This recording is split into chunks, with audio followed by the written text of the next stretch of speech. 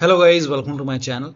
So after installing this update, that is KB5063060. So after installing this update, if the audio is not working on your Windows computer, then please follow the steps shown in this video.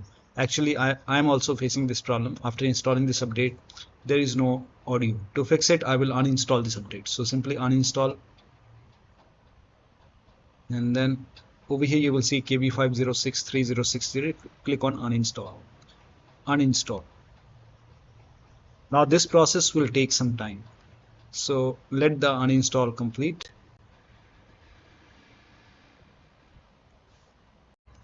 So over here you can see uninstalled, restart required. So once this is uninstalled, now restart your computer. Restart is a must after this.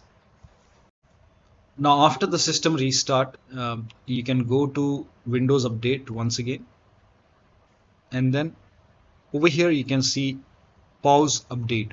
So you have to pause the update, or else it will install the update automatically next time. So you have to maybe you can pause the update for 2 weeks, 3 weeks, and pause the update, and then you can stop that particular update from installing.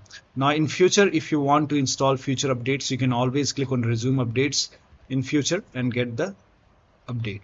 So that'll be all. Thank you so much for your time, and please like this video and subscribe to my channel.